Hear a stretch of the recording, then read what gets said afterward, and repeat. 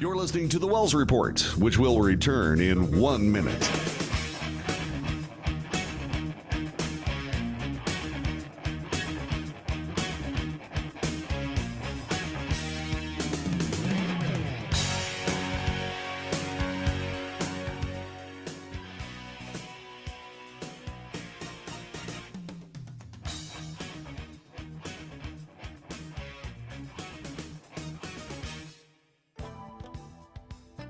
The Wells Report returns in 30 seconds.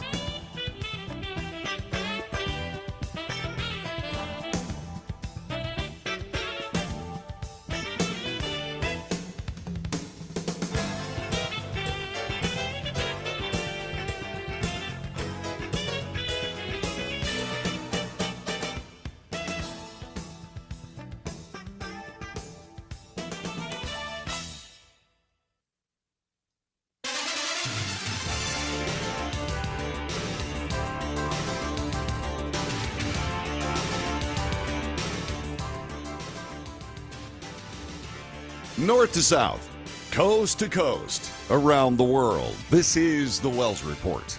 Good morning. My name is John David Wells. What do we do on this broadcast? So glad you asked. We report the news honestly and fairly. We analyze the news for fact and bias. We point out both. We make commentary. That is not news. Commentary is opinion, yours and mine. And so we debate. News, analysis, commentary, and debate. This is the Wells Report. I certainly hope you had a wonderful weekend. My weekend was sublime. Simply sublime. If we have time, maybe I'll tell you what I was up to. At this particular moment, however, time to start our day with the news.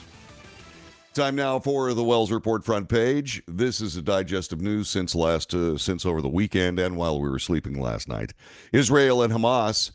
A new phase of the war has begun, according to the Associated Press. Israel expanded its military assault deeper into the northern Gaza Strip as the UN and medical staff express fears over airstrikes hitting closer to hospitals, where tens of thousands of Palestinians have sought shelter, alongside thousands of wounded. Relief workers and the largest convoy of humanitarian aid to arrive in Gaza still fell far short of actual needs. The Palestinian death toll in the Israeli-Hamas war has reached 8,306, this according to the Hamas-run health ministry in Gaza. In the occupied West Bank, more than 110 Palestinians have been killed in violence and Israeli raids. However, more than 1,400 people in Israel have been killed, most of them civilians, slain in the initial Hamas rampage that started the fighting October 7th. In addition, 239 hostages were taken from Israel into Gaza by the militant group. The Wall Street Journal is reporting the IDF has attacked targets in Israel and Lebanon. Israeli soldiers extended their push into the Gaza Strip, extending to the outskirts of Gaza City, while President Biden, in a call with Prime Minister Benjamin Netanyahu, underscored a need to increase the flow of humanitarian aid into the enclave. The presence of Israeli tanks on Salah al-Din Road, which connects northern Gaza to the south, suggests that Israeli forces are seeking to isolate Gaza City. This according to Eyal Pinko, a retired Israeli military officer and former intelligence official. They're going deeper inside Gaza to try to cut off terrorists, and this is the way, step by step. The aim is to slowly take control. Many of the Gaza Strip's 1.4 million displaced residents are sheltering the enclave's hospitals in the hopes that they will be spared from Israeli airstrikes. In recent days, the Israeli military has ordered the evacuation of all 10 hospitals still operating in Gaza City and other parts of the north, according to the U.S. Make that UN, which has warned that such requests are impossible to meet. The UN said that since the start of the war, a third of all hospitals in Gaza have shut down because of a lack of fuel.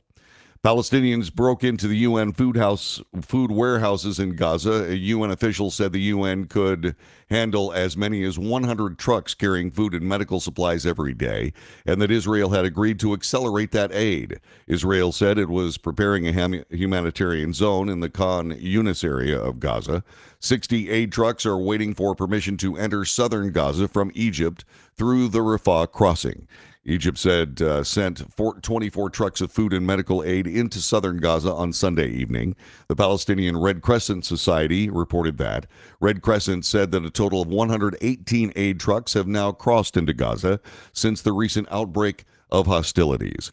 Aid groups are pushing for more than 100 trucks a day to be allowed into the enclave to meet the needs of more than 2 million people living there. Elsewhere internationally, police have taken control of Russia's Dagestan airport. Russian police have taken over an airport in the predominantly Muslim Dagestan region and arrested 60 people. This after hundreds of anti-Israeli protesters stormed the facility over the weekend when a plane from Israel arrived, according to the Interior Ministry. Videos obtained by Reuters from the airport at Makhachkala, the region's capital, showed that protesters, mostly young men, waving Palestinian flags, breaking down glass doors, and running through the airport Sunday evening shouting, Allahu Akbar, God is great. Another group was seen trying to topple a patrol truck. 20 people were wounded at the airport before security forces contained the unrest. Local authorities said passengers on the plane were safe, according to the security forces reporting to Reuters. Domestically, Cornell's Hillel Jewish student group have advised their fellow students and staff to avoid a kosher dining hall on the campus of Cornell University. The Hillel Jewish student group at Cornell advised students and staff to avoid the kosher dining hall due to concerning messages, this being reported by Haaretz. Anonymous posts on a discussion board not officially affiliated with the school called for the rape and killing of all Jew women and instructed people to follow Jews to their homes and slit their throats. Rats need to be eliminated from Cornell, unquote.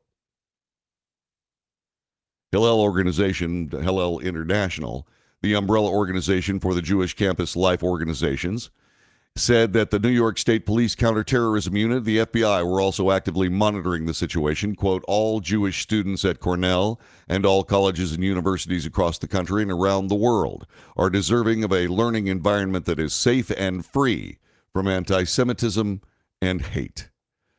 Democrat lawmakers have traded insults over a Hamas resolution that was passed in the House of Representatives. Democrat Representative Andre Carson of Indiana called fellow Democrat Representative Josh Gottheimer from New Jersey a coward, punk, and a gangster for Gottheimer's criticism against lawmakers who voted against a resolution to condemn Hamas and support Israel. Carson was one of 16 lawmakers who either voted no or present on the resolution following the deadly attack against Israel by Hamas on October 7th. Gottheimer later called out the Democrat lawmakers who refused to condemn Hamas brutality as despicable. Last night, 15 of my Democrat colleagues voted against standing with our ally Israel and condemning Hamas terrorists who brutally murdered, raped, and kidnapped babies, children, men, women, elderly, including Americans. They are despicable. They do not speak for the Democrat Party, said Gottheimer in an X post on Thursday of last week. Carson reacted to the Gottheimer statement, calling it cowardly. I think he's not acting as a role of a member of Congress. I think he's shown himself to be very emotional. I think he's posturing before the cameras. He postured before the caucus. But like most cowardly people, when you confront them, they're afraid. He added, there are Americans out there who are deeply opposed to what's happening. And if he wants to call us despicable, I'm saying he's a coward. He's a punk, and he should remember why people sent him here. If he wants to play some kind of tough guy, a gangster, we can handle it like gentlemen. Or we can get into something else.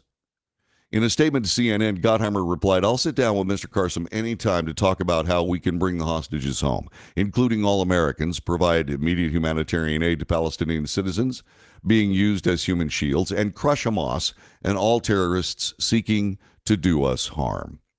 Also domestically regarding crime, the Lewiston mass shooting suspect was found dead in Maine. This from NBC 10 in Boston.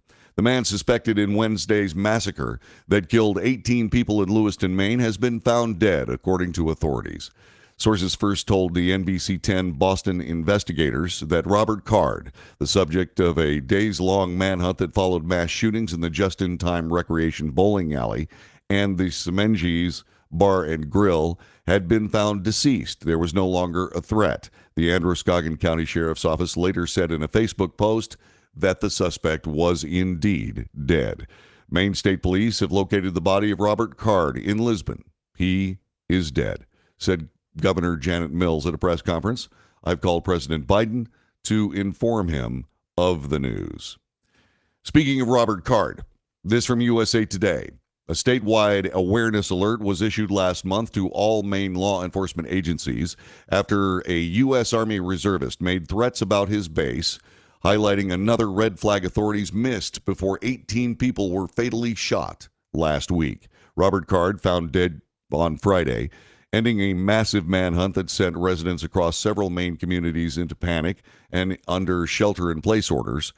Card's body was found at a recycling center in Lisbon Falls, Maine. Officials said he died of an apparent self-inflicted gunshot wound.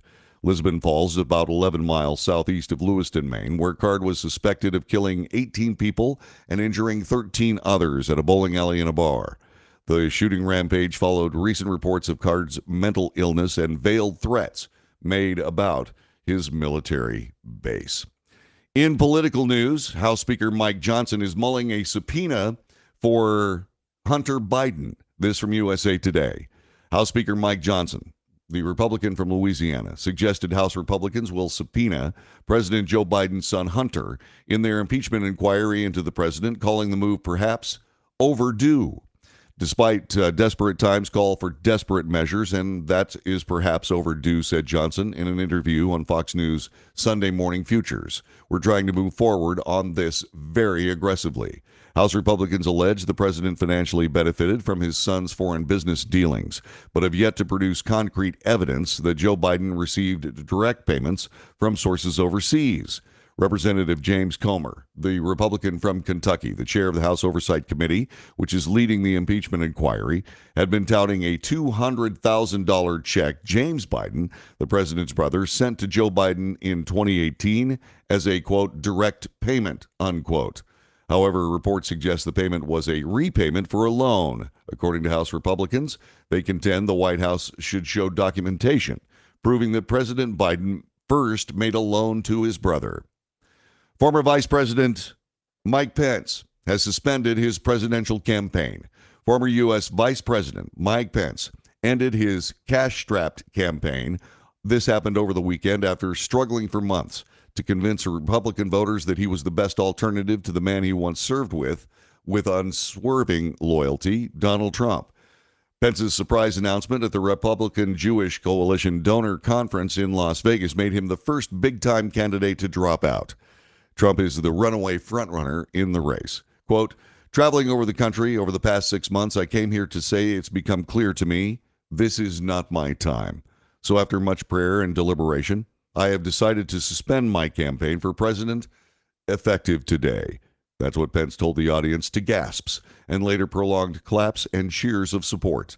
Pence stopped short of endorsing anyone in his speech, but seemed to swipe at his former boss. I urge all my fellow Republicans here to give our country a Republican standard bearer that will, as Lincoln said, appeal to the better angels of our nature. He added that it should be someone who leads the country with civility. And finally this morning, USA Today is reporting what many have been reporting. Matt Perry has passed away. They write, Matthew Perry was friends with all of us. That's what it felt like, at least. As one of the 6 cast members of the iconic NBC sitcom, which ran from 1994 to 2004, Perry's Chandler Bing was an intimate part of millions of people's lives with his sardonic one-liners and over-cynical spirit. Along with his fellow castmates, Matt LeBlanc, Dave Schwimmer, Courtney Cox, Jennifer Aniston, Lisa Kudrow, Perry helped make Friends one of the biggest TV shows of all time and made his face recognizable all over the world. He suffered addiction problems, tried his best to solve his problems, which apparently he did over the past 3 years, and then dove into work of helping others with the same affliction. Matt Perry was only 54 years old. And that is today's front page.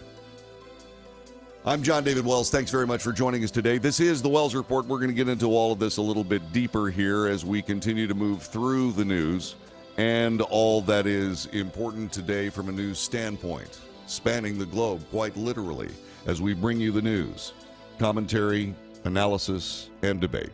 Stick around. We'll be right back in just a moment.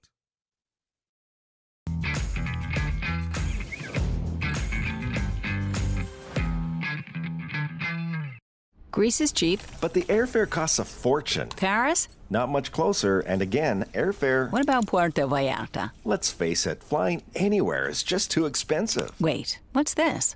Low-cost airlines. With one call to low-cost airlines, you'll drastically slash your travel costs. We're talking insanely low airline prices to any of your favorite destinations. Where would you like to go? London, Rome, Costa Rica, Australia? Wow, that's cheap. So why wait? Call now to learn how crazy cheap it is to fly anywhere in the U.S. or international. Our prices are so low, we can't publish them. The only way to get them is to call to instantly hear the most amazing best deals on airline travel. It's that easy. So call now and start packing. Call 877-512-3895. That's 877-512-3895. 877-512-3895.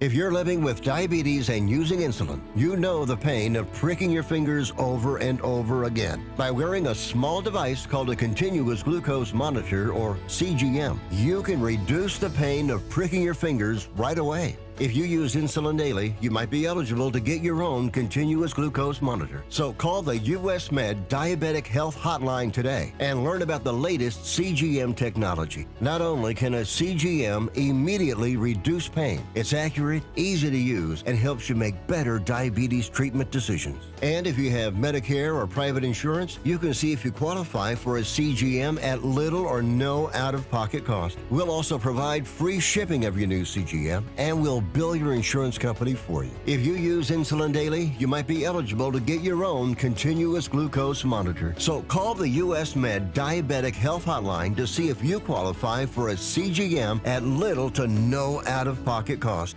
Nobody wants to get ripped off, broken into, or robbed, but nobody wants to pay a lot of money to have their home protected either. I've got an offer to tell you about to provide home security for your home for less than $1 a day.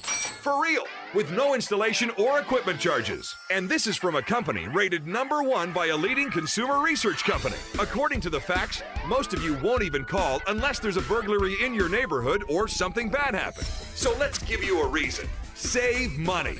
For less than $1 a day with no other costs, you can get your home secured. Plus, get a lifetime equipment replacement warranty. You need protection for your home. Call the Home Security Hotline right now. Get your home secured for less than $1 a day, and every caller today immediately qualifies for free installation. Call now. Call 877-275-0973. 877-275-0973. That's 877-275-0973.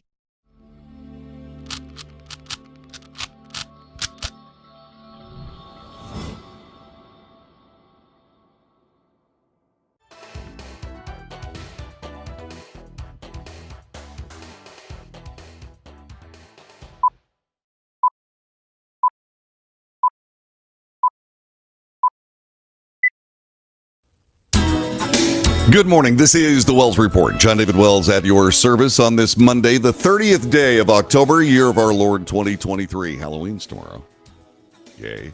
I like Halloween. I mean, it's one of those holidays where you sort of look over your shoulder and you go, that's kind of strange. Should I be celebrating this? And of course, the thing about it is that why not? But it still kind of gives me the creeps a little bit. But I think that's the point, isn't it? We were talking about Matthew Perry.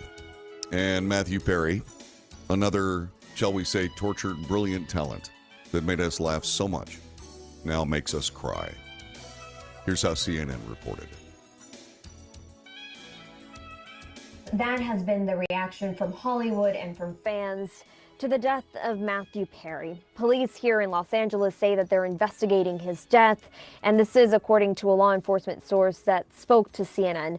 They responded to his home at 4:10 p.m. local time on Saturday, and the Los Angeles Fire Department also telling CNN that the 911 call came in at 4:07 p.m. for a water rescue emergency. The Los Angeles Times is reporting that he died in an apparent drowning accident at his home here in LA, and they cited a law enforcement source saying that no foul play is suspected. Now, we are, of course, waiting for more details on what happened. But let's talk about him. We know he developed a love for acting in his teenage years. He started with smaller roles and eventually landed higher profile roles, but it was being cast as the very funny and sarcastic Chandler on Friends that made him so famous. Off screen, the actors became as close as their characters on the show, and they famously negotiated together to become some of the highest paid actors on television at the time. Now, despite the joy he did bring to audiences on camera, he said he struggled with addiction and eventually was able to share those struggles with his fans in his book. And he said he wanted to share those struggles, not just in his books, but in many interviews, because he wanted to help people. Matthew Perry, taken too soon. Too soon. And follows in the footsteps of so many others, John Belushi and John Candy and many people who have indeed made us laugh and then made us cry with their passing. It's one of those situations that you always worry about. I more worry about it as a father. One of my sons struggles with alcohol addiction. And we work with him every chance we get and as best as we can. And we wait and we hope and we pray. It is something that we have to understand as best we can and try to find alternatives, etc. It's a curious combination of the substance itself and your brain's willingness to connect your very survival to more of that substance being ingested for your brain's entertainment, for want of a better word. You can be addicted to adrenaline. You can be addicted to cigarettes because of that feeling that tobacco gives your brain, and your brain connects your very survival to it.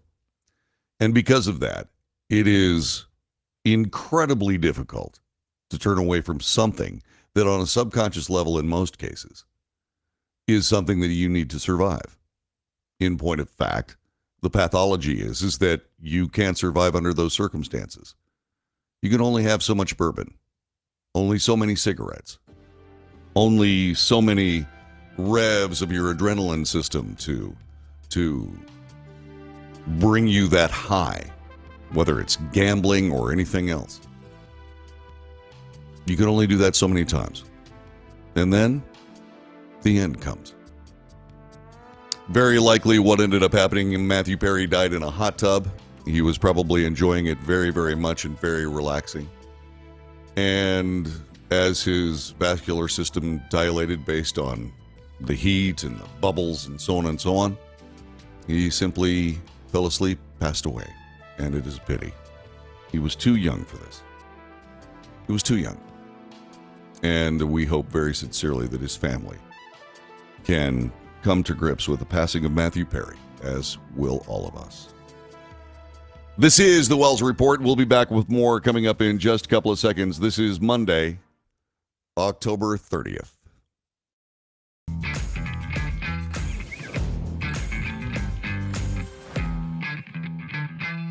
Nobody wants to get ripped off, broken into, or robbed, but nobody wants to pay a lot of money to have their home protected either. I've got an offer to tell you about to provide home security for your home for less than $1 a day. For real, with no installation or equipment charges. And this is from a company rated #1 by a leading consumer research company. According to the facts, most of you won't even call unless there's a burglary in your neighborhood or something bad happened. So let's give you a reason. Save money. For less than $1 a day with no other costs, you can get your home secured. Plus, get a lifetime equipment replacement warranty. You need protection for your home. Call the Home Security Hotline right now. Get your home secured for less than $1 a day, and every caller today immediately qualifies for free installation. Call now. Call 877-275-0973. 877-275-0973. That's 877-275-0973.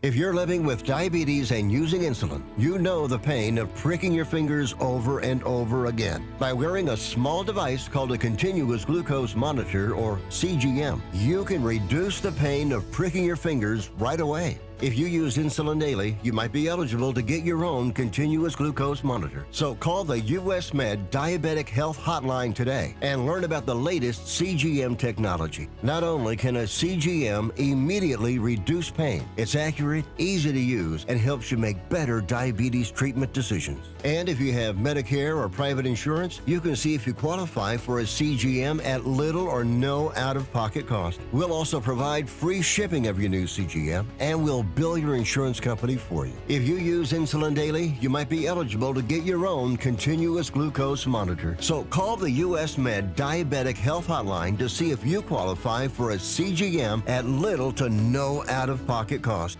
How would you like to get high-speed internet for your home for less than $2 a day? That's right, for about $50 a month, you'll get lightning fast internet. Are you paying less than $50 a month right now for your internet? Then call Whole Home Connect right now for blazing fast internet at $50 a month with no price increases, no hidden fees, no contracts, no equipment fees. It's a great deal. And guess what? You can try it for 15 days. If you don't like it, you get your money back, but you're gonna love it, and you're gonna love the price. Internet for your home for $50 a month. That's less than $2 a day. Plus, no contracts, no equipment fees, and our 15-day guarantee. Call now. Call 866-245-6155. That's 866-245-6155. Again, 866-245-6155. 866-245-6155.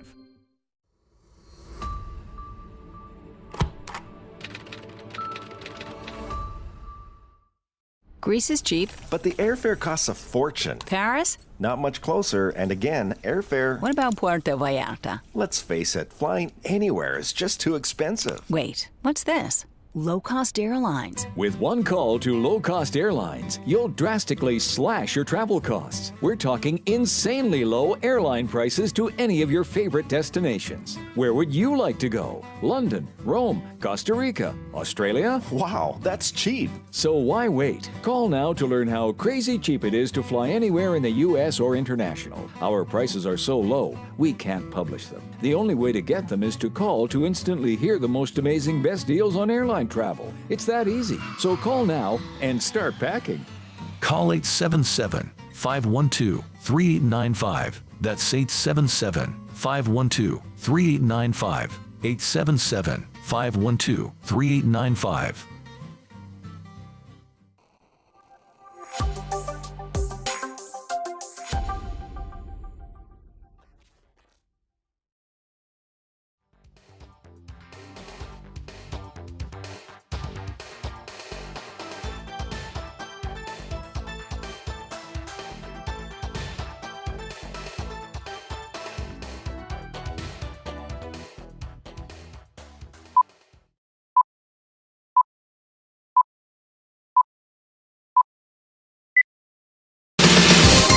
News, analysis, commentary, and debate.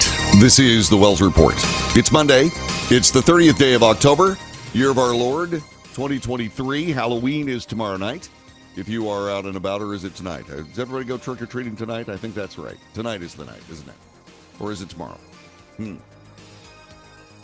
I have to find out. I will let you know. Please stay where you are. We're holding this topic in abeyance for a moment until I do some further investigation. So Israel is expanding its ground operations in Gaza That happened over the weekend. It's a new part of the conflict. It's actually a war, and we're entering a new stage of it. As many as 9,400 people have been killed in the war on both sides, including over 1,400 Israeli civilians, soldiers, and 33 Americans.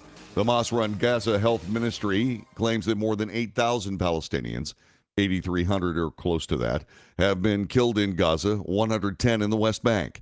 At least 10 Americans are feared to be among the 239 people held captive by Hamas.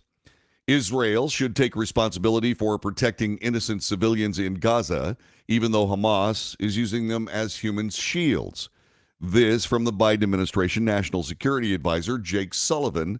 This happened yesterday as Israeli forces continue to bombard the Gaza Strip following the deadly terrorist attack more than 3 weeks ago. Sullivan appeared on CNN's State of the Union saying that the Israeli government should take every possible action to distinguish terrorists from civilians during its ongoing operations. Correct. And they have. They've done everything they can do. You can only say get out of the way just so often.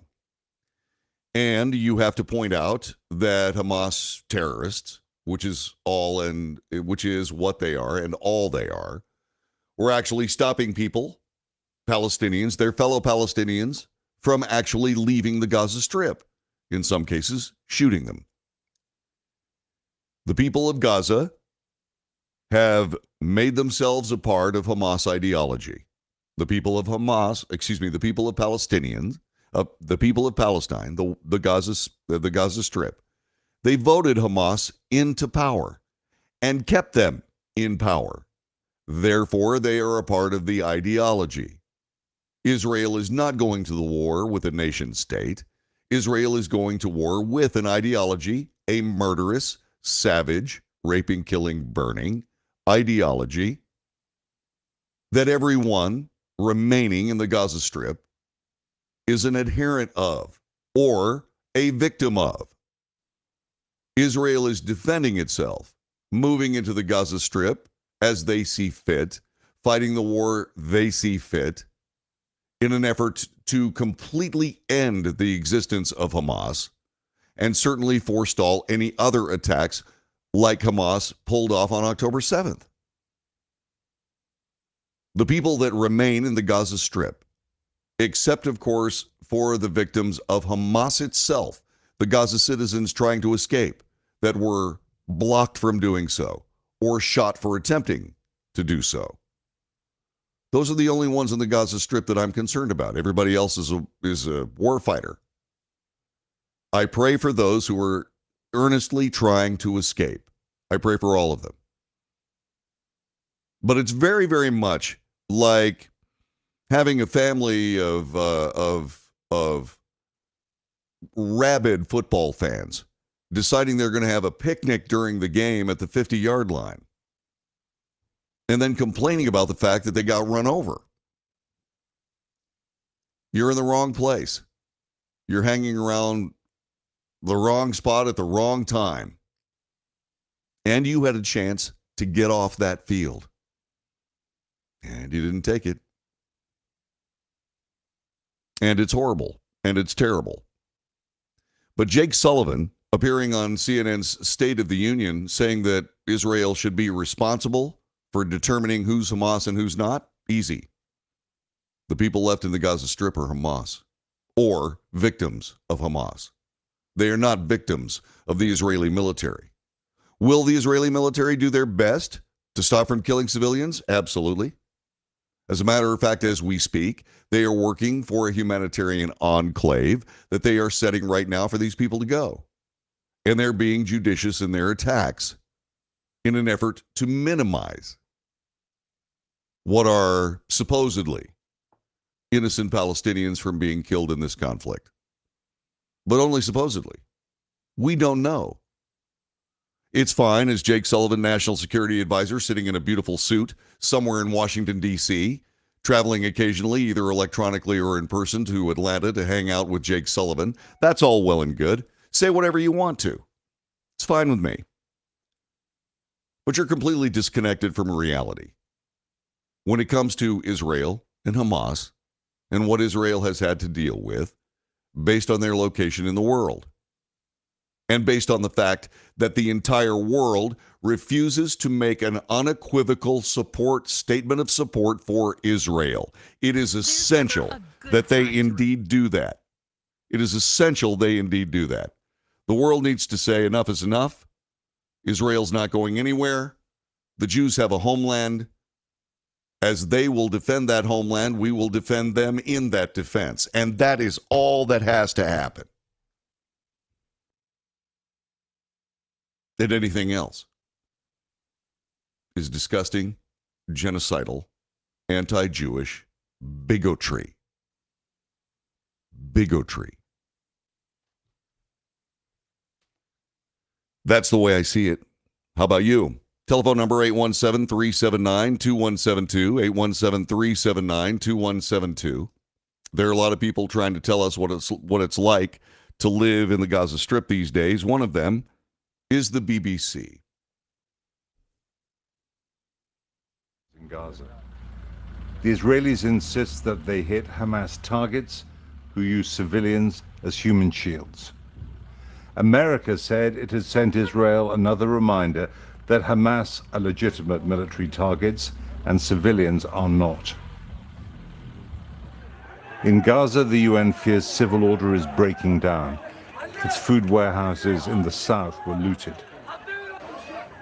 The desperation comes from Israel's siege, which the UN says violates the laws of war because it's a collective punishment of civilians. Thousands of people ransacked the warehouses. Israel says there's no food shortage in Gaza. He's saying we have no flour, no water, not even toilets. Our houses were destroyed. No one cares about us. We appeal to the people of the world. The big powers are against us. We need aid. We wouldn't have done this if we weren't in need. Only a few miles away in Sderot, the closest Israeli town to Gaza, a sense of grim determination has replaced the panic of the first few days after the Hamas attacks. Eyal Hashbi, Sderot's head of security, said his nephew and some of his team were killed by Hamas. A visiting general, Nimrod Aloni, was greeted like a man back from the dead. On the 7th of October, Hamas made the false claim that they'd captured Aloni and taken him into Gaza. Hashbi said they were all still trying to process the horror of what happened. The security chief took me on a tour of Sderot's defenses. Hamas, he said, had hit them hard. The equation had to change, and if Palestinian civilians suffered, it was not Israel's fault. We allowed them to come work in Israel, and we thought this would help the ordinary people of Gaza. We thought a good economy would bring some peace, but now we know that only security brings peace. But after 20 rounds of war with Hamas and Islamic Jihad, this needs to be a story that ends here. Our eyes were closed, he said, and we lost everything. Israel's dead are still being identified. Hashbi says he can't face any more funerals. Night and day, Israel's ground war to destroy Hamas gathers pace. It is reverberating around the region. The risks of a wider Middle East war remain. This is the Wells Report. Thank you very much for that. That's from the BBC, and a very, very good report. Joining us is Bill from Las Vegas. Bill, thanks very much for joining us. Hello. Hello there. I just wanted to make a comment about the what seems to be World War III breaking out now that you have Erdogan in Turkey making threats, you have Iran, you have these protests in almost every metropolitan area in the West. Almost every Western city has these massive conflict protests. And I don't want to argue about the state of Israel but I do want to say that if Israel has a right to defend itself, then I believe that places like Serbia have a right to defend themselves. Stockholm, Sweden have a right to defend themselves. London and Paris.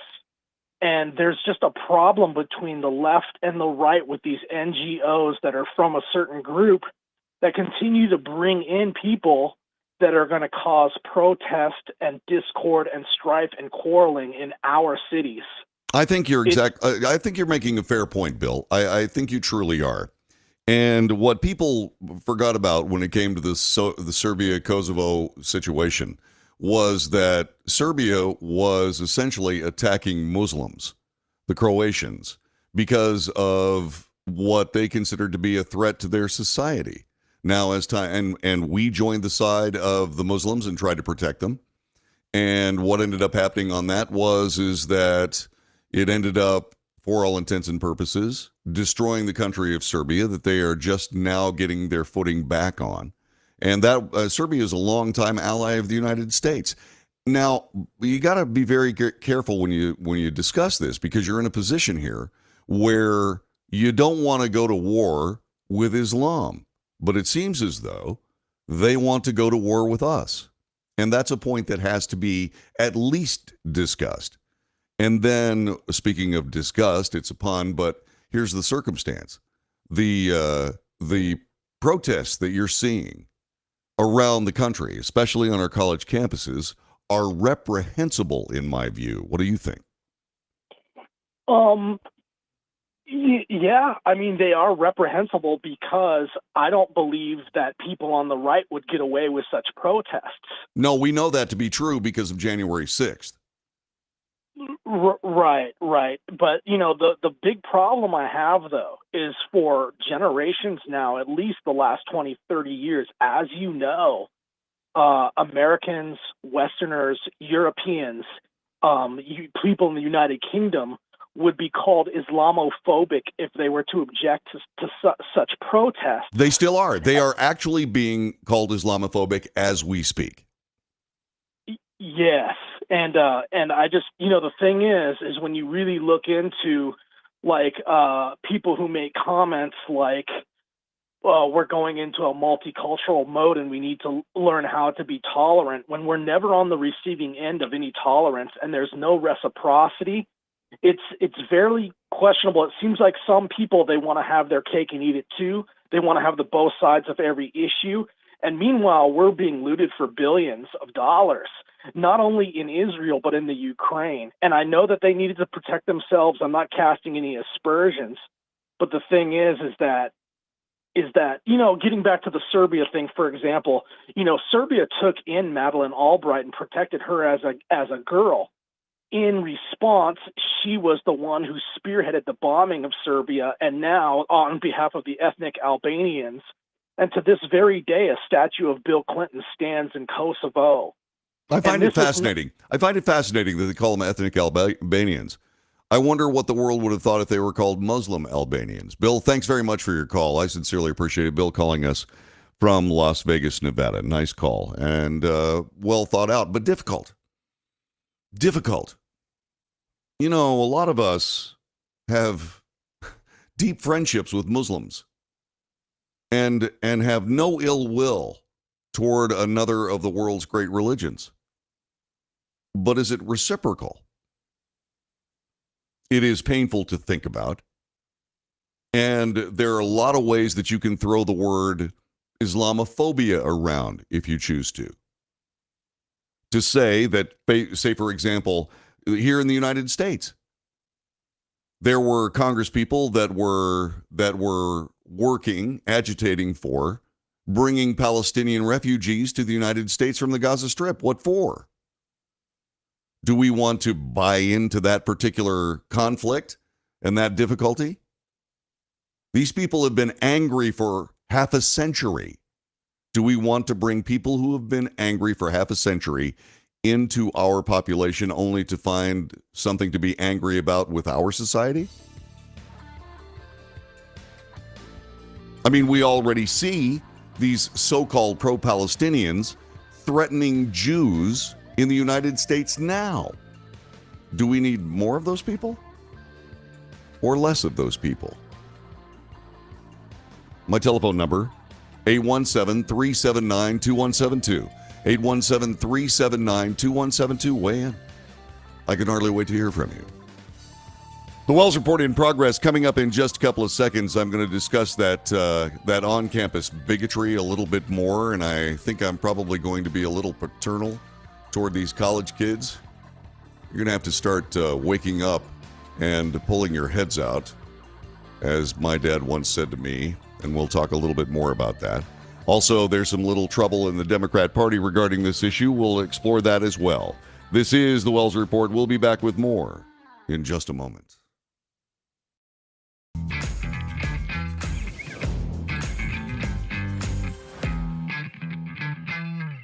Greece is cheap. But the airfare costs a fortune. Paris? Not much closer, and again, airfare... What about Puerto Vallarta? Let's face it, flying anywhere is just too expensive. Wait, what's this? Low-cost airlines. With one call to low-cost airlines, you'll drastically slash your travel costs. We're talking insanely low airline prices to any of your favorite destinations. Where would you like to go? London, Rome, Costa Rica, Australia? Wow, that's cheap. So why wait? Call now to learn how crazy cheap it is to fly anywhere in the U.S. or international. Our prices are so low, we can't publish them. The only way to get them is to call to instantly hear the most amazing best deals on airline travel. It's that easy. So call now and start packing. Call 877-512-3895. That's 877-512-3895. 877-512-3895.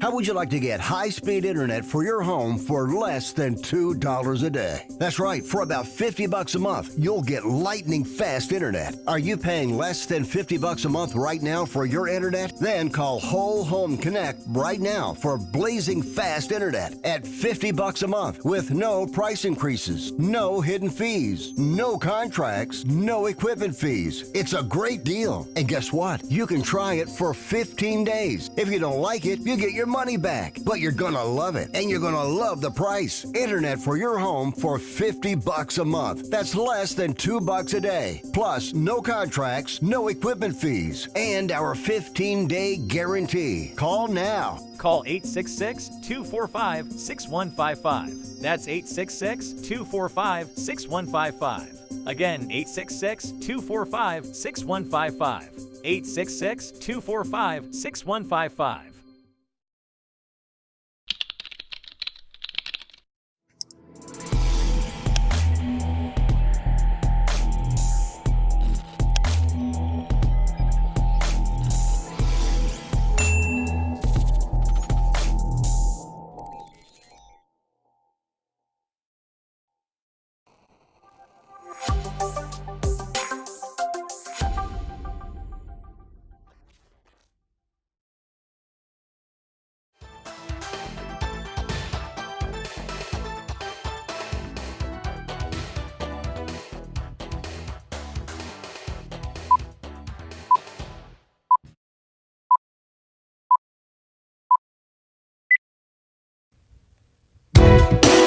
This is the Wells Report. My name is John David Wells. Our telephone number is 817-379-2172. Fox News reports Cornell University police and the FBI are investigating a series of threats made against the New York school's Jewish community. The threats were posted to a website not affiliated with the university and targeted 104 West, where the Center of Jewish Living is located on the Cornell campus. One of the threats called for people to follow a Jewish person home and slit their throats, adding, quote, "Rats need to be eliminated from Cornell." The Stephen K. and Winfred A. Grinspoon Hillel Center at the university said it was aware of the threats in social media posts, saying the Cornell University police they are monitoring the situation and on scene at 104 West. Quote, "At this time, we advise the students and staff avoiding the building out of an abundance of caution," according to the Post. Evidence suggests the targeted locations were intentionally selected because of the perpetrator's bias. Sorry. Thank you, Captain Obvious. That was a Cornell Police University spokesperson. All right, so I have some very plain things to say on this. First of all, there is no reason for these university students who are so triggered and so flowery and so weak and so simpering that you can't say something around them without them falling to pieces, to then start advocating for epically grotesque violence against Jews. That's problem number one. So we can solve two things. One, we can identify those children as grotesque, horrifyingly terrible, rabid, genocidal, anti-Jewish bigots. And we can just simply dispense with them from a standpoint of pack your gear and get gone. See ya. Bye. You're gone. That's thing number one you can do. Thing number two, and by the way, there's an adjunct to that. The adjunct to that is, son, did I see you on video carrying a Palestinian flag? Did I? Gosh, you're on your own. I'm not going to pay your tuition. I'm not going to welcome you back to the house. I love you, but you're going to go down this road? You want to be a Hamas terrorist? Go right ahead. Also, on that particular circumstance, you have to be a university administration with some guts, and you have to say, okay, so anyone showing bigotry toward any other group of religious adherents, people about, say, sexuality, what have you, will be removed from campus forthwith. Anyone.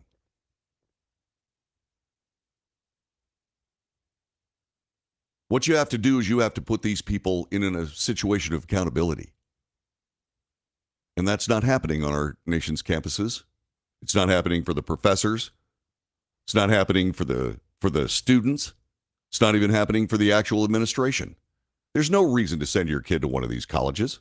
Cornell has turned itself into this gangster haven of anti-Jewish bigotry. And there's no reason to send anybody to Cornell for any reason whatsoever. Now, there are a lot of people at Cornell University that are sitting there probably going, oh my God, what's happening? Well, what's happening is your entire campus, your entire student population is being painted as a bunch of anti-Jewish bigots. Because you can either tolerate it, remain silent, respect everybody's free speech rights, or you can tell those thugs to get off campus. Which are you doing? Tell the thugs to get off campus? Yeah, maybe I'll change my mind about sending your kid to the Cornell. If I don't see an immediate counter-protest for all of these anti-Jewish thugs, I'm writing off Cornell University. And so should the rest of America. And so should the rest of America. We need to make this choice now, once and for all. The Jews get to live. Israel gets to exist. Sure, there are people that are arguing against it. I got it. We have to have a two-state solution. Well, tell the Palestinians. If they want a two-state solution, they'd have one. But they don't. They want to kill Jews. Dispense with them. Go wherever you want to, but you can't stay here. And that's the problem, isn't it? Nobody wants Palestinians. Why? Because they'll come to your country and destroy it. That's why. Jordan feels that way. Egypt feels that way. Nobody in the Middle East wants the Palestinians. And there's a reason. They've taken their entire population. And this is a microcosm. Cornell University is a microcosm. These anti-Jewish bigots that took over the Palestinian population. And now Palestinians are anti-Jewish, genocidal, rabid bigots. Well, that's painting a pretty broad brush. Oh, yeah? How can I avoid not painting every Palestinian in that light? Even when those Palestinians in these United States, Rashida Tlaib, walk around with Palestinian flags and advocate for killing babies and burning and raping and torturing and so on and so on. No, it's not bigotry. It's revulsion. Enough is flipping enough. This is the Wells Report. Back in a moment.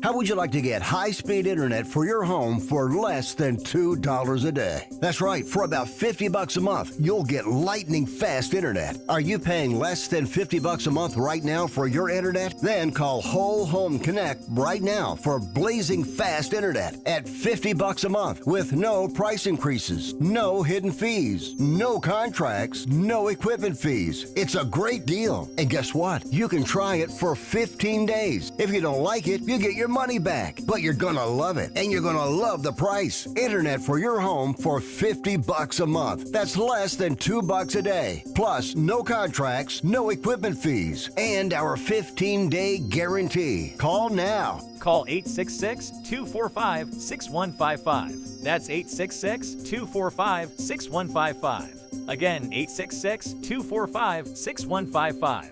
866-245-6155.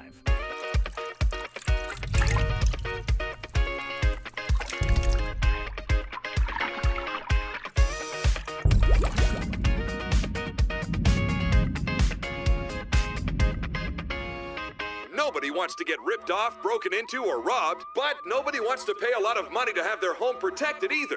I've got an offer to tell you about to provide home security for your home for less than $1 a day.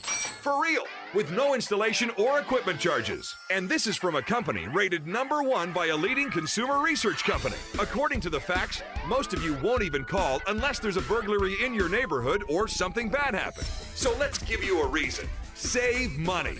For less than $1 a day with no other costs, you can get your home secured. Plus, get a lifetime equipment replacement warranty. You need protection for your home. Call the Home Security Hotline right now. Get your home secured for less than $1 a day, and every caller today immediately qualifies for free installation. Call now. Call 877-275-0973. 877-275-0973. That's 877-275-0973.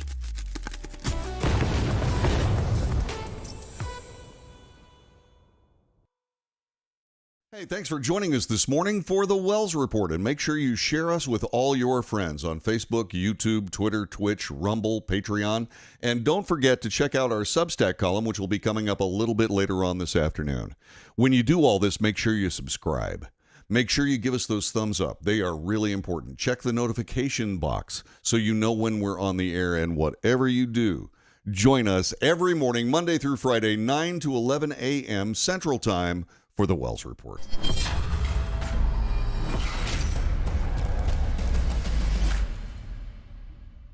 Greece is cheap. But the airfare costs a fortune. Paris? Not much closer, and again, airfare... What about Puerto Vallarta? Let's face it, flying anywhere is just too expensive. Wait, what's this? Low-cost airlines. With one call to low-cost airlines, you'll drastically slash your travel costs. We're talking insanely low airline prices to any of your favorite destinations. Where would you like to go? London, Rome, Costa Rica, Australia? Wow, that's cheap. So why wait? Call now to learn how crazy cheap it is to fly anywhere in the U.S. or international. Our prices are so low, we can't publish them. The only way to get them is to call to instantly hear the most amazing best deals on airline travel. It's that easy. So call now and start packing.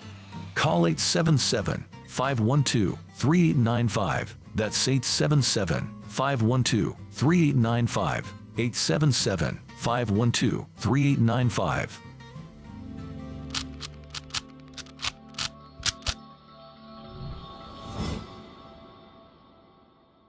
If you're living with diabetes and using insulin, you know the pain of pricking your fingers over and over again. By wearing a small device called a continuous glucose monitor, or CGM, you can reduce the pain of pricking your fingers right away. If you use insulin daily, you might be eligible to get your own continuous glucose monitor. So call the US Med Diabetic Health Hotline today and learn about the latest CGM technology. Not only can a CGM immediately reduce pain, it's accurate, easy to use, and helps you make better diabetes treatment decisions. And if you have Medicare or private insurance, you can see if you qualify for a CGM at little or no out-of-pocket cost. We'll also provide free shipping of your new CGM, and we'll bill your insurance company for you. If you use insulin daily, you might be eligible to get your own continuous glucose monitor. So call the US Med Diabetic Health Hotline to see if you qualify for a CGM at little to no out-of-pocket cost.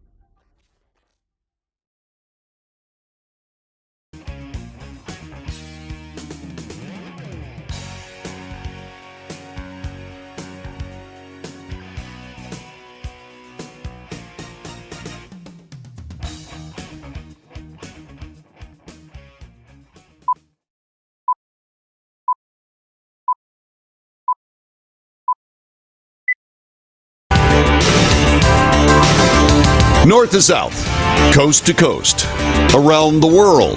This is the Wells Report. Greetings. My name is John David Wells. What do we do here? We report the news, honestly and fairly. We analyze the news for fact and bias. We point out both. We make commentary. That is not news. Commentary is opinion, yours and mine. And so we debate. News, analysis, commentary, and debate. The Wells Report in progress for Monday, the 30th day of October. With every horrific tragedy, there are things that deepen the tragedy, the horror, the sadness of the act itself. There is another example of that as we come to the news this particular day. A statewide awareness alert was issued last month to all Maine law enforcement agencies after Robert Card, a U.S. Army reservist, made threats against his base. Highlighting yet another red flag authorities missed before 18 people lost their lives at the hands of Robert Card. He was found dead Friday, ending a massive manhunt that sent residents across several Maine communities into a panic and under shelter-in-place orders. Card's body was discovered at a recycling center in Lisbon Falls, Maine. Officials said he died of an apparent self-inflicted gunshot wound. Lisbon Falls, 11 miles southeast of Lewiston, Maine, where Card was suspected of killing 18 people and injuring 13 others at a bowling alley and a bar. The shooting rampage followed recent reports of Card's mental illness and veiled threats made to his military base, according to authorities. This, by the way, from USA Today. 2 local law enforcement chiefs told the Associated Press an alert was sent in mid-September to watch for Card, who made threats against his base and fellow soldiers in Saco, Maine. But after futile attempts to search for Card, law enforcement agencies moved on. Quote, "We added extra patrols. We did that for about 2 weeks. The guy never showed up," unquote, according to Saco Police Chief Jack Clements, speaking with the Associated Press. The reservists' alleged threats and mental health struggles raised concerns over Maine's gun safety laws and what could have been done to prevent the shooting. Sagadahoc County Sheriff Joel Mary, whose jurisdiction includes Card's home in Bowdoin, said the awareness alert was sent to every law enforcement agency in the state after his deputy conducted a welfare check of Card's home and was unable to find him. "We couldn't locate him," said the sheriff, adding that he couldn't recall if there was any follow-up because I don't have any reports in front of me.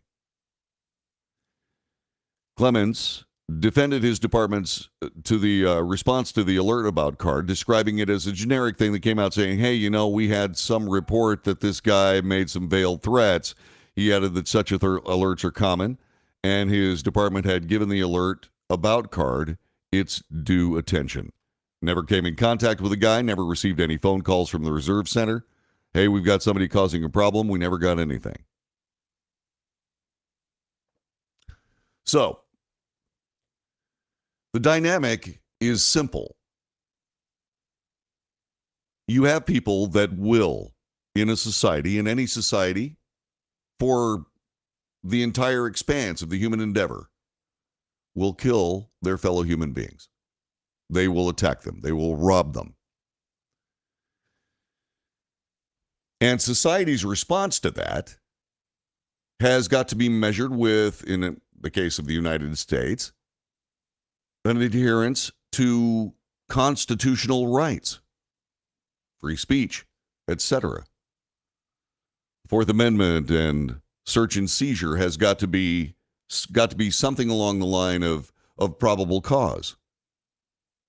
When the United States Army Reserve says we have somebody saying, hey, he's threatening to shoot up the base, and we know that to be true, regardless of what this one sheriff said. Hey, we never heard anything from the U.S. Army Reserve. Wrong, you did. Regardless of all of that, what you have is a probable cause event. In other words, you don't just drive by his house, knock on the door, what, not home? Oh, shoot. No, you find him. You don't say we couldn't find him. No, you find him. We know that's possible.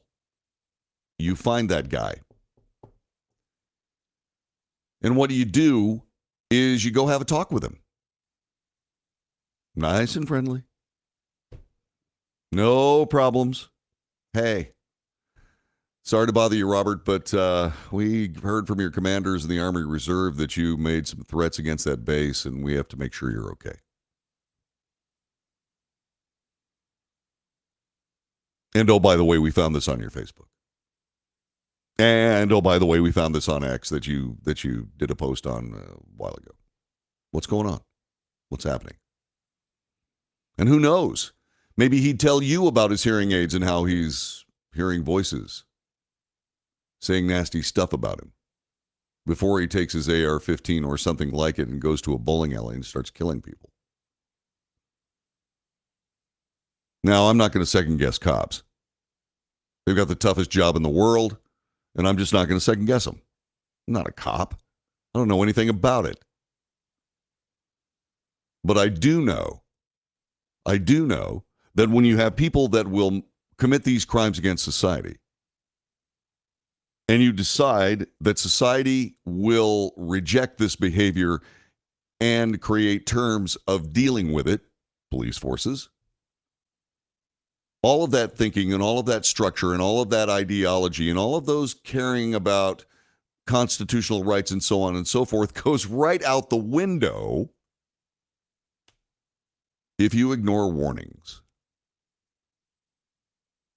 So I'm not saying any of these people blew off these warnings. I'm not saying that. I mean, USA Today can say, hey, they got word and so on, and they can cast all the aspersions they want to. Those people made the decisions they thought they should make. Can you criticize them? Of course you can. You absolutely can, especially if you're one of the families that lost somebody or goes to the hospital every day, 2 or 3 times a day, and watches somebody struggle to recover from one of those wounds.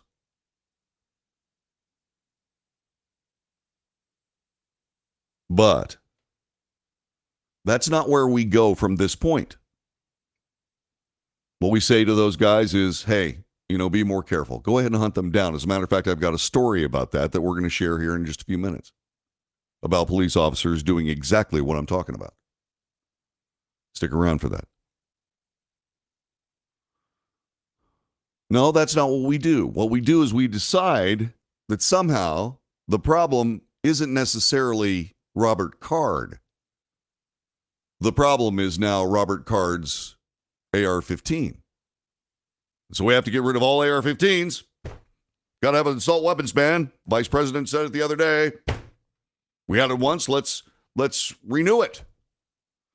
No. No, ma'am. Sorry, we're not going to. We're not going to allow you to do it again. It was a mistake the first time. It is a mistake now.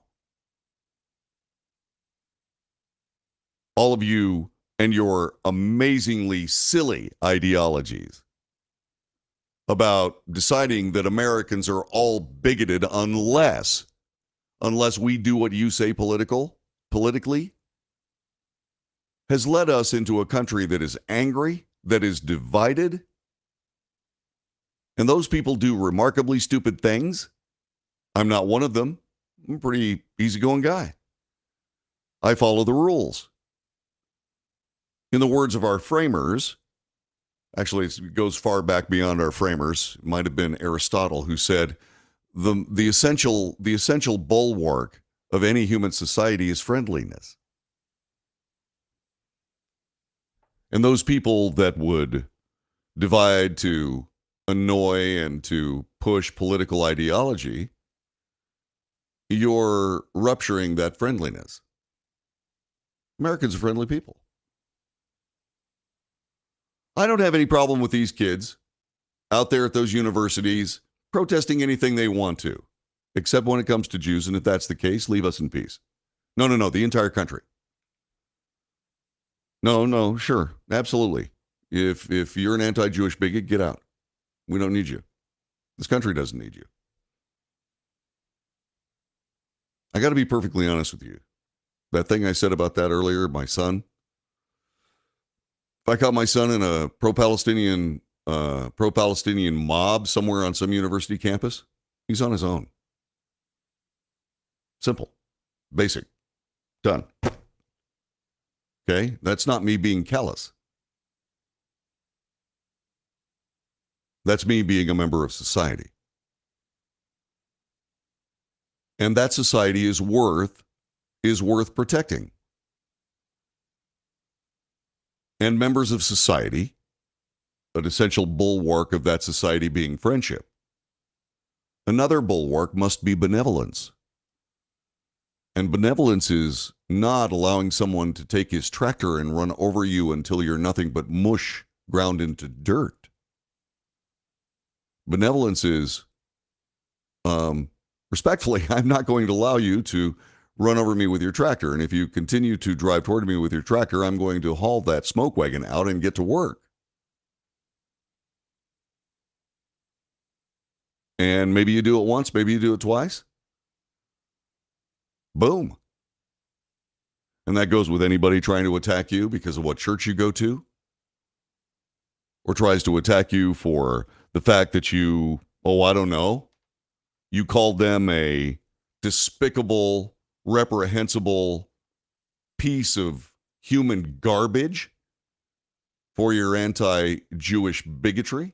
And you decided, I'm not a bigot, and here I'm going to stab you to death to prove it. Oh, yeah? Okay, boom. And so the situation is like this. Society and civilization has got to defend itself. When this information about somebody who wants to disrupt society by killing people comes down, you really got to do something about that. You do. And it's not the weapon. It's not the weapon. It's the person. Now, of course, after this shooting, the PR campaign to try to get us to disarm ourselves so that we can all be slaughtered like these 18 people that they're talking about. I mean, obviously, the powers that be want us all to be victims of a bowling alley or bar shootout. They want us to be dead. Because if they didn't want us to be dead, they'd allow us to have our weapons. Oh, no, you can't. Can't do it. Yes, we can, and we will. But they want us to be these people that are shot down. For what? So that we can be used as an example of why, I don't know what, why the political ideology of rendering people defenseless makes sense. It doesn't make any sense to me. It has absolutely nothing to do with reality to me.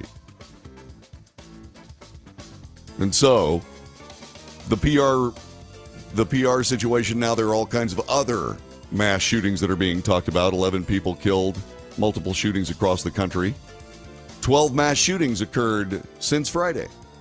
3 people here, 4 people there, Texarkana, Texas, Tampa, Florida, et cetera, et cetera. And the only thing that we can do is to render ourselves more defenseless so more people can be killed. It's absurd and it's stupid. So obviously it's dishonest. And what's the dishonesty built around? Well, political power, because the only thing that you can do to protect society under those circumstances is to have the authorities armed that you are not, watching everything you do to protect you. This is the Wells Report.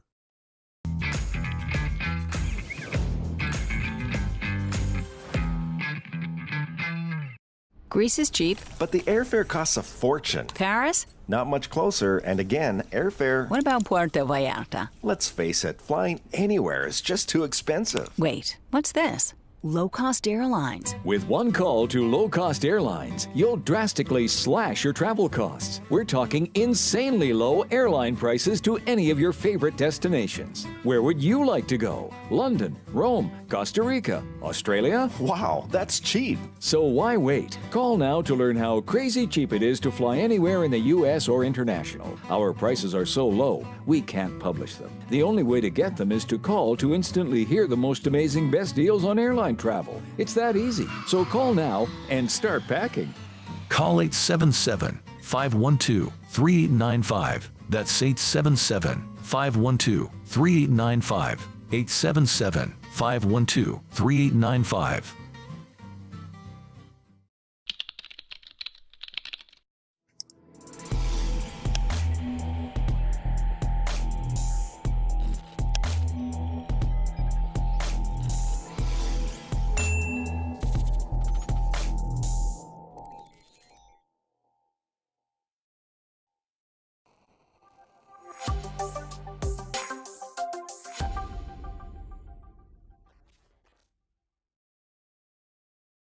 If you're living with diabetes and using insulin, you know the pain of pricking your fingers over and over again. By wearing a small device called a continuous glucose monitor, or CGM, you can reduce the pain of pricking your fingers right away. If you use insulin daily, you might be eligible to get your own continuous glucose monitor. So call the US Med Diabetic Health Hotline today and learn about the latest CGM technology. Not only can a CGM immediately reduce pain, it's accurate, easy to use, and helps you make better diabetes treatment decisions. And if you have Medicare or private insurance, you can see if you qualify for a CGM at little or no out-of-pocket cost. We'll also provide free shipping of your new CGM, and we'll bill your insurance company for you. If you use insulin daily, you might be eligible to get your own continuous glucose monitor. So call the US Med Diabetic Health Hotline to see if you qualify for a CGM at little to no out-of-pocket cost. Nobody wants to get ripped off, broken into, or robbed, but nobody wants to pay a lot of money to have their home protected either. I've got an offer to tell you about to provide home security for your home for less than $1 a day. For real, with no installation or equipment charges. And this is from a company rated #1 by a leading consumer research company. According to the facts, most of you won't even call unless there's a burglary in your neighborhood or something bad happened. So let's give you a reason. Save money. For less than $1 a day with no other costs, you can get your home secured. Plus, get a lifetime equipment replacement warranty. You need protection for your home. Call the Home Security Hotline right now. Get your home secured for less than $1 a day, and every caller today immediately qualifies for free installation. Call now. Call 877-275-0973. 877-275-0973. That's 877-275-0973.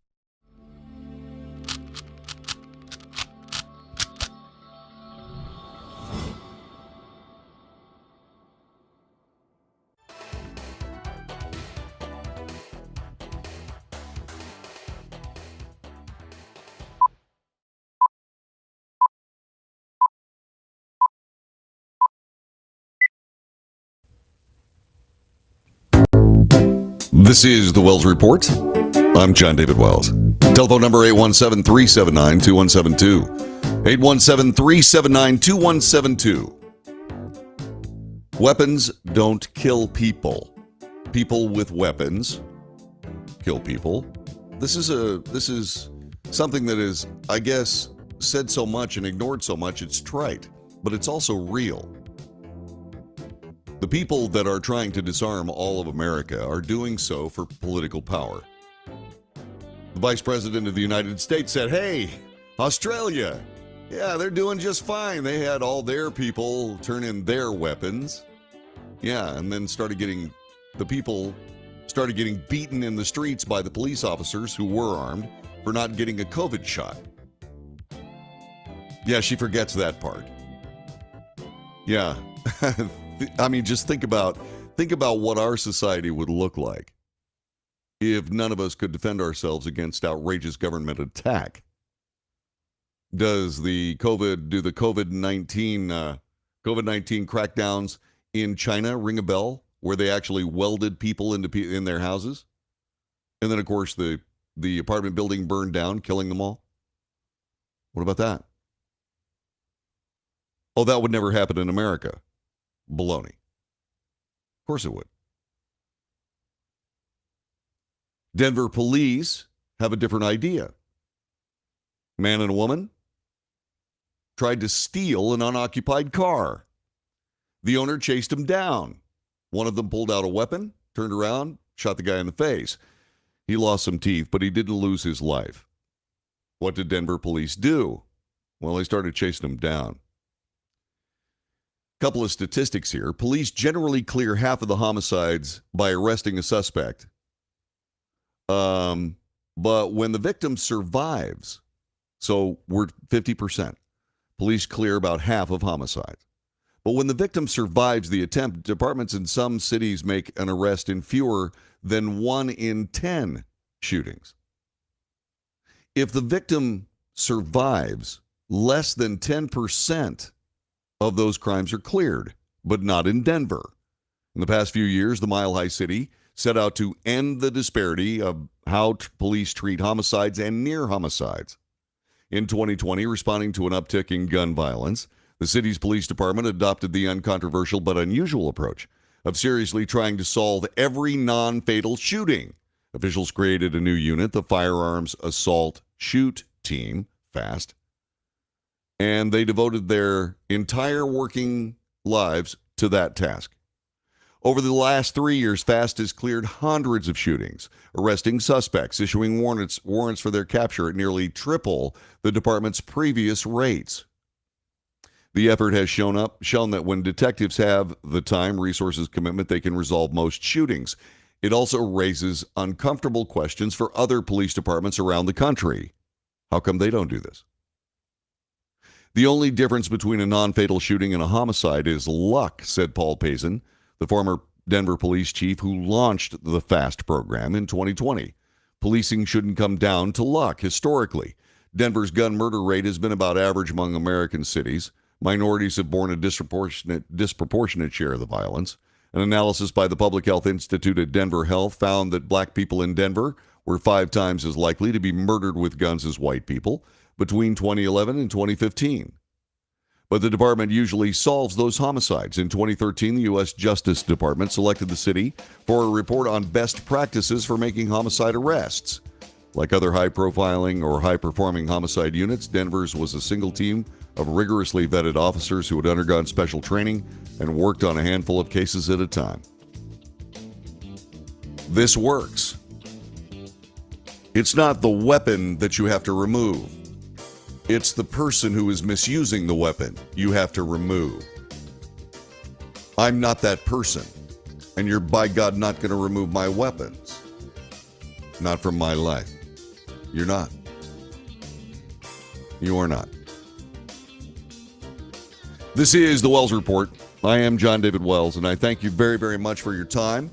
And we have more of this broadcast coming up in just a couple of moments as we continue. We're going to take a look at Washington, D.C. and what those guys are doing. There have been some serious involvements in the 2024 election. We'll cover them in just a moment.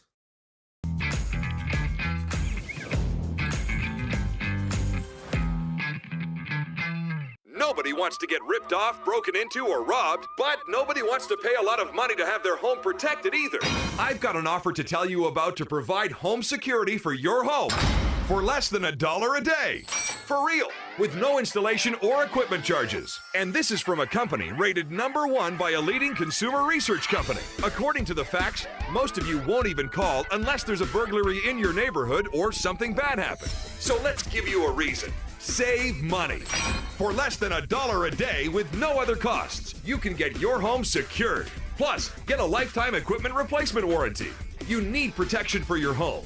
Call the Home Security Hotline right now. Get your home secured for less than $1 a day, and every caller today immediately qualifies for free installation. Call now. Call 877-275-0973. 877-275-0973. That's 877-275-0973.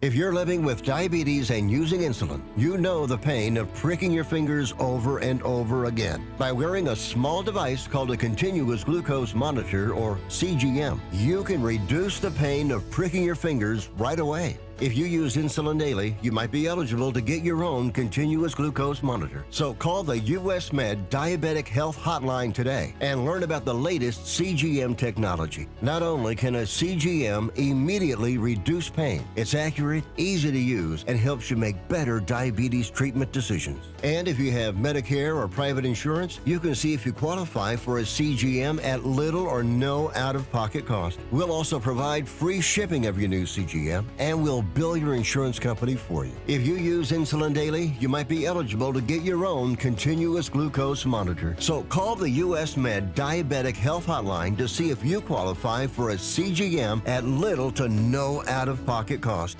How would you like to get high-speed internet for your home for less than $2 a day? That's right, for about $50 a month, you'll get lightning fast internet. Are you paying less than $50 a month right now for your internet? Then call Whole Home Connect right now for blazing fast internet at $50 a month with no price increases, no hidden fees, no contracts, no equipment fees. It's a great deal. And guess what? You can try it for 15 days. If you don't like it, you get your money back, but you're gonna love it, and you're gonna love the price. Internet for your home for $50 a month. That's less than $2 a day. Plus, no contracts, no equipment fees, and our 15-day guarantee. Call now. Call 866-245-6155. That's 866-245-6155. Again, 866-245-6155.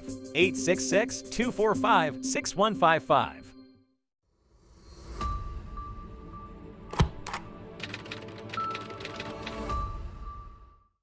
Greece is cheap. But the airfare costs a fortune. Paris? Not much closer, and again, airfare... What about Puerto Vallarta? Let's face it, flying anywhere is just too expensive. Wait, what's this? Low-cost airlines. With one call to low-cost airlines, you'll drastically slash your travel costs. We're talking insanely low airline prices to any of your favorite destinations. Where would you like to go? London, Rome, Costa Rica, Australia? Wow, that's cheap. So why wait? Call now to learn how crazy cheap it is to fly anywhere in the U.S. or international. Our prices are so low, we can't publish them. The only way to get them is to call to instantly hear the most amazing best deals on airline travel. It's that easy. So call now and start packing. Call 877-512-3895. That's 877-512-3895. 877-512-3895.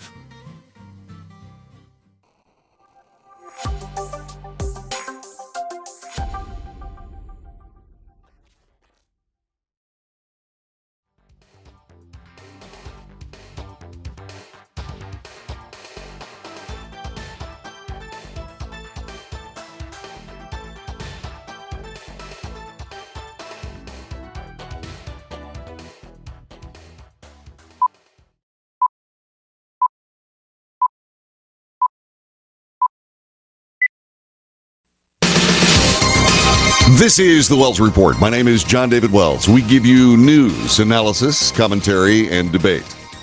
News and analysis.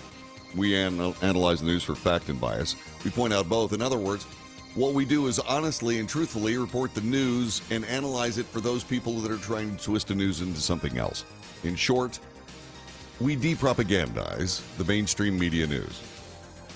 The United Auto Workers and General Motors have agreed to a deal that, if made final, will end the strike against America's automakers. The pending deal comes days after similar deals with Ford and Stellantis were already done. By the way, we're talking about General Motors. General Motors has finally decided to agree to a 4.5-year deal that still has to be ratified by union members at each of the automakers. It probably will be. And so that strike that has cost so many people so much money is, it looks like it's coming to an end. Right over there is a GM assembly plant in Arlington, Texas. People walked off the job last week. And right about there, because in that factory, they make Tahoes and Suburbans. And right there is my Tahoe. So chances are, essentially, my Tahoe came back home. And it's sitting right there right now in the driveway. So it touches all of our lives and the downstream industries, et cetera. I have great friends who work in the powder coating industry. And the powder coating industry relies on income from automakers that need these parts powder coated. And I'm telling you, this is a very costly thing. But good news, looks like it's solved now, so there you have it. After weeks of annoyance and foolishness on the part of the Republican Party, they finally elected as Speaker of the House of Representatives Louisiana's Mike Johnson. I was shocked.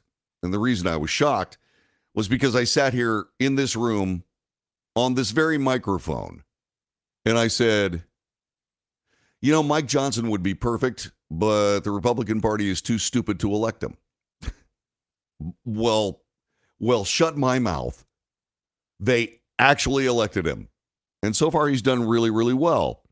He's had to equivocate a little bit. This is the first equivocation I've seen from Mike Johnson.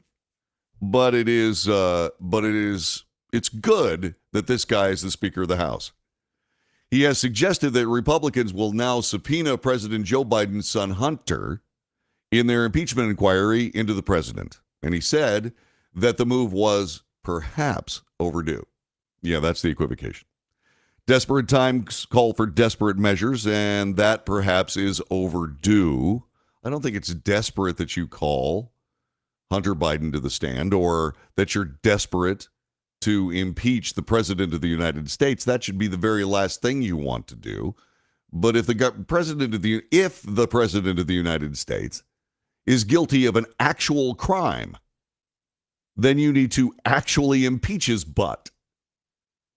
As long as it's an actual crime. Anyway, Kyle Clark agrees with me. Mike Johnson's a good choice. Yeah, I'm encouraged. I am too. Now let's see if we can find a spine in the Republican Party. All right? I mean, it's over for me. I'm done. But for those people that are still Republicans, I certainly hope they find a Republican Party with some guts. We'll see. Anyway, desperate times call for desperate measures, and perhaps this is overdue. Johnson equivocated in an interview on Fox News' Sunday Morning Futures. We're trying to move forward on this very, very aggressively. House of Republicans allege the president financially benefited from his son's dealings, and they indeed may involve the son in some under oath congressional testimony. As Kyle Clark says, time will tell. Meantime, on that very same broadcast, Sunday Morning Futures with Maria Bartiromo, the Speaker of the House, talked a little bit about Israel. Joining me right now with the road ahead exclusively in his first Sunday morning interview since being elected Speaker of the House, Republican Congressman Mike Johnson. Mr. Speaker, thanks for being here and congratulations. Thank you, Maria. It's great to be with you. I've looked forward to talking with you after this long 3-week episode that we had. But I'll tell you right now, we're energized and back to work. and tell us what your priorities are. I know that you attended the RJC last night, the Republican Jewish meeting. Tell me about that and what your priorities are now as the newly elected Speaker. Yeah, that was very important, more than symbolism. As soon as I took the gavel, our work began, and we passed the resolution, as you noted, in strong support of our strong ally and great friend Israel. We had to do that. And then I flew last night to Las Vegas and spoke to the Republican Jewish Coalition, as you noted, to send a further signal that this isn't a priority for our country, and we cannot allow the brutality and the just unspeakable evil that is happening against Israel right now to continue. We're going to stand with our friends. So what is your response, and have you spoken to the president about his request to tie the money together between Israel and Ukraine?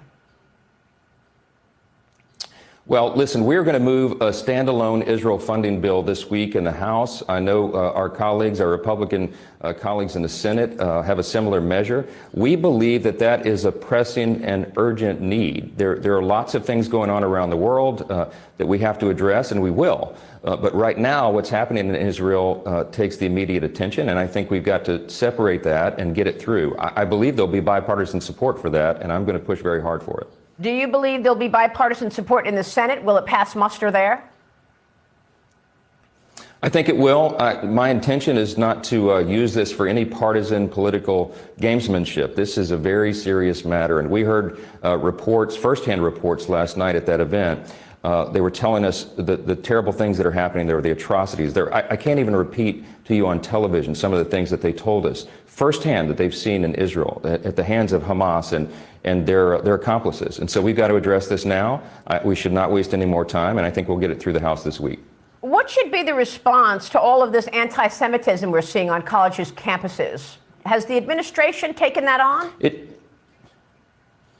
I don't think they've taken a stance on it at all that I've seen, certainly not a strong one, but we should. It's just despicable. We're seeing this happen on college campuses across the country. Our public universities and our private universities used to be the bastion of free speech and debate and respect for opposing views. We don't see that anymore. And even I saw a report early this morning. I only got about 2 hours of sleep last night, but when I saw the headlines on the way out to come visit with you, I saw that there was a physical disturbance at Tulane University in my home state, down in the New Orleans area.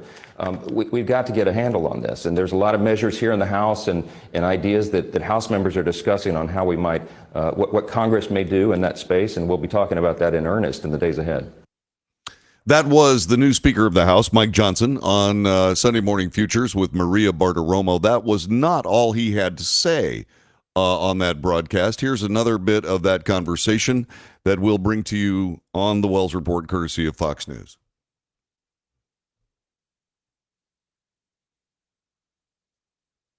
Speaker Johnson, where are you in terms of funding the government? I know you're getting back to regular order. The Republicans have lost 3 weeks in their efforts in terms of funding government up against this November 17th deadline. Are you expecting to pass a short-term continuing resolution?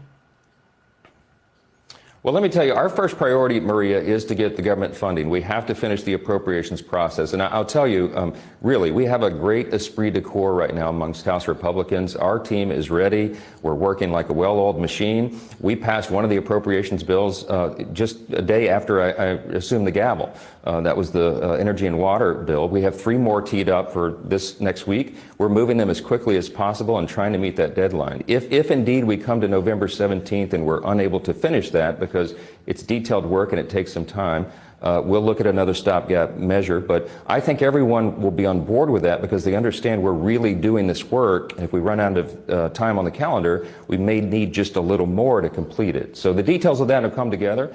But I tell you what, I'm very optimistic. I think we're getting our job done, and we're encouraging the Senate to do theirs as well. They've not passed an appropriations bill yet. Looks like they're doing some of that work now. We welcome that, and we're ready to get to the table and negotiate the final terms of all of it. I really like that guy. Really like that guy. I like the way he's going about business. He's very matter of fact. He's very urbane and so on. And that is, of course, why he's now being bashed by the mainstream media. This is annoying. But let me bring it to you anyway. USA Today reports that House Speaker Mike Johnson has found himself someone who believes that maybe he's not exactly who he appears to be. Actually, this is from Fox News.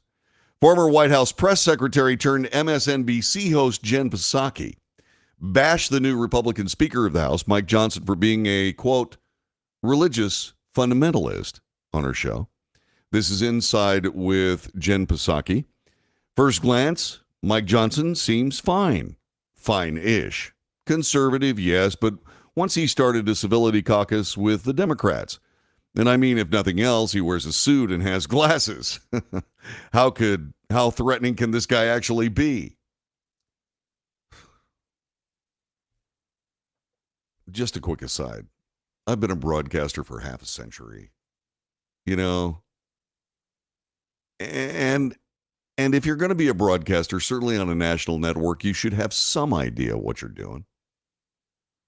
You know, why in heaven's name would Jen Psaki think that people that are smaller, that wear glasses and a suit, aren't really threatening? That's just stupid. That's just an idiotic statement. And then, of course, what follows? Is it idiotic? Is it based on that one particular kind of, shall we say, disconcerting from a standpoint of absurdity thought? You don't know.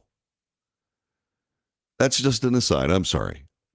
So at first glance, Mike Johnson's okay, but he's kind of a shrimpy little dude. He's kind of a wimp. He wears glasses and a suit. Whatever, Jen.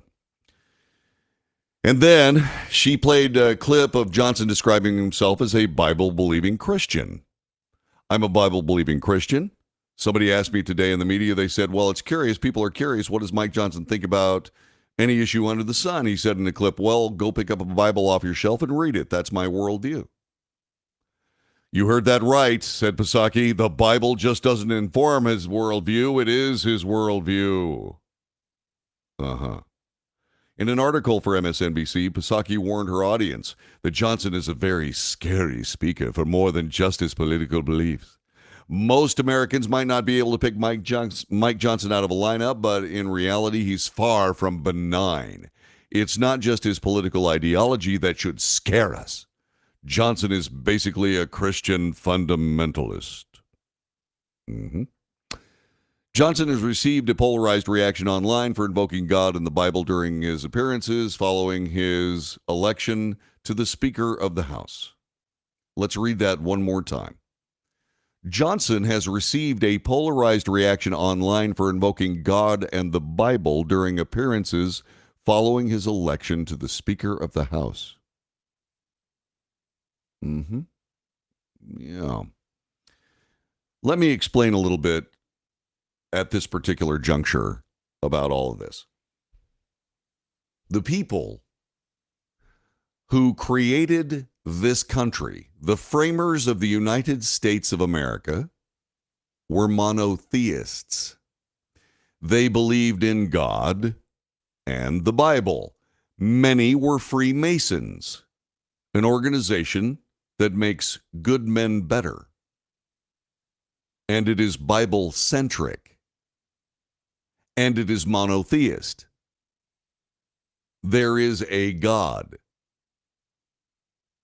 And the Bible is a document that stands on its own. As a matter of fact, part of becoming a Mason is memorizing the Bible. I doubt very sincerely that Mike Johnson is not a Freemason. I'd find it surprising. But even if he's not a Freemason, he certainly follows a lot of their precepts. In other words, monotheism, God. God is not religion. Now, he does point out the fact that he is a Christian. That is a religion. That is different from God. Religion is not God. Religion is a human construct. God is not. And to believe in the Bible and to believe in God takes you right back to the people who created this nation based on those very same worldviews, Jen. I don't know why you don't know that, but then again, maybe it's because you've got strawberry blonde red hair and you're a politico and you found an entire television network devoted to the politics of a certain twisted group of politicians from the American political left. I don't know. But you got to have some background to understand what you're talking about when you're talking about it on a national network, ma'am. I'm sorry. My annoyance at amateurs in broadcasting, it's growing because there's so many more of them now than there used to be. And this is an important story. This is the Speaker of the House, and she's worried that he might be a Christian. Okay, when was the last time, I don't know, let's say Christians walked into Israel and started slaughtering people? Now, that's not casting aspersions on any other religion. I'm just asking. What's scary about that? What's scary about that for Jen Psaki is that people will start thinking that there might be another way of looking at the world aside from hers. And that truly offends me. This is the Wells Report. Back with more in just a couple of moments. We're going to talk a little bit about a big change in the 2024 election.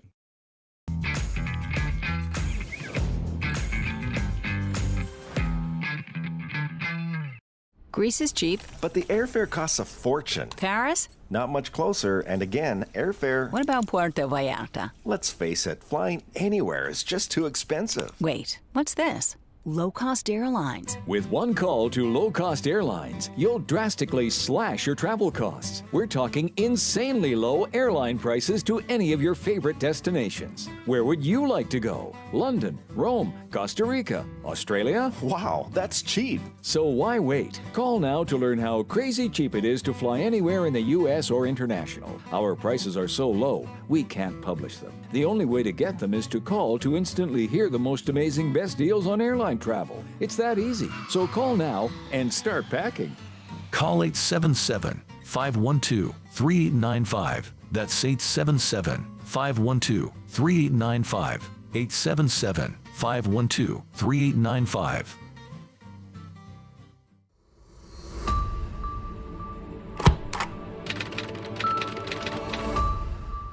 How would you like to get high-speed internet for your home for less than $2 a day? That's right, for about $50 a month, you'll get lightning-fast internet. Are you paying less than $50 a month right now for your internet? Then call Whole Home Connect right now for blazing fast internet at $50 a month with no price increases, no hidden fees, no contracts, no equipment fees. It's a great deal. And guess what? You can try it for 15 days. If you don't like it, you get your money back, but you're gonna love it, and you're gonna love the price. Internet for your home for $50 a month. That's less than $2 a day. Plus, no contracts, no equipment fees, and our 15-day guarantee. Call now. Call 866-245-6155. That's 866-245-6155. Again, 866-245-6155. 866-245-6155.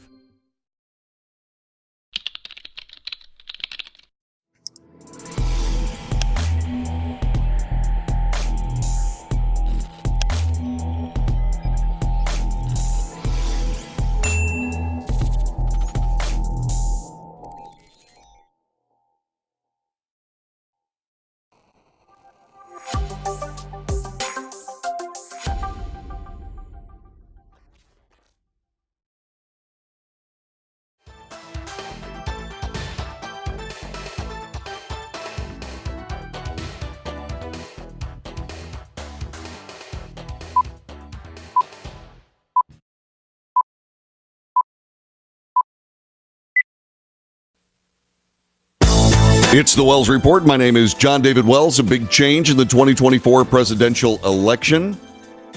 One of the best-known candidates has called it quits. Last June, I announced my intention to seek the Republican nomination for President of the United States because I believe this country is in a lot of trouble.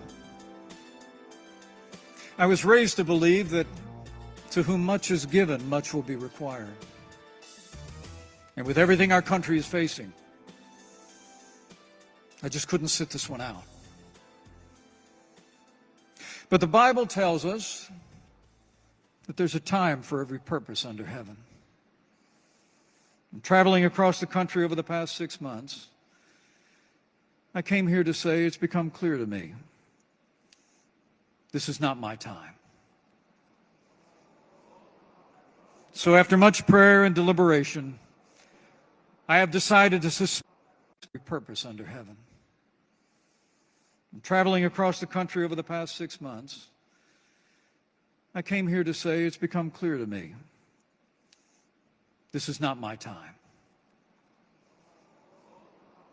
So after much prayer and deliberation, I have decided to suspend my campaign for president effective today. Now, I'm leaving this campaign, but let me promise you, I will never leave the fight for conservative values, and I will never stop fighting to elect principled Republican leaders to every office in the land.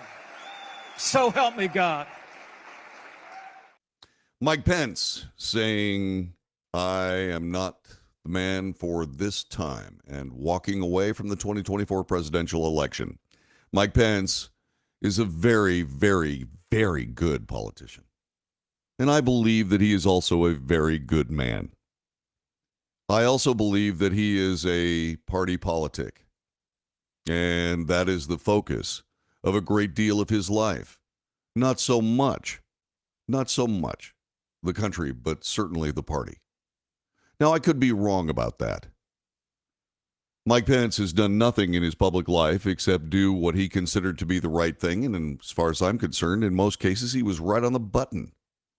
He's also very, very skilled at pronouncing and not pronouncing, but communicating with the public in a way that's easily understood. And so Mike Pence is someone that has everything that you would expect in a typical Republican, a big-time Republican politician. And that might be the problem. The party has changed. The party has worn out its welcome with its, shall we say, syrupier now than thou, syrupier now than thou ideology over the time, saying, well, somebody has to do the right thing, it'll be us. Well, but what are you actually doing? You're empowering the wrong thing. And that's what is costing Mike Pence his candidacy for the 2024 presidential election. Republicans speak beautifully, but don't do much. On the other hand, there's a rough and tough, burly vulgarian named Donald Trump, who doesn't speak nicely, but does get lots done. And the Republican Party, with its idea of enabling Democrat policy as being, well thought out politics. Well, you have to compromise.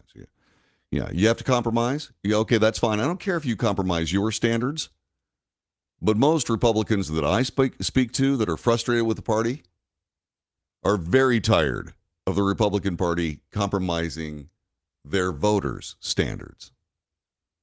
And that's what Mike Pence is advocating for. And Mike Pence realized, and I think this is true, this is my assertion. I believe that Mike Pence realized that things are moving away from his style of Republican politics. Oh, make no mistake, he's going to continue fighting for them, but he's going to be judicious, as he always has been. And he's going to realize that there are some things that have to happen if the Republican Party is even going to survive. I suspect that's the case with Mike Pence, but he could be just like Paul Ryan. Paul Ryan, who is a Democrat. Mitch McConnell, who is a Democrat.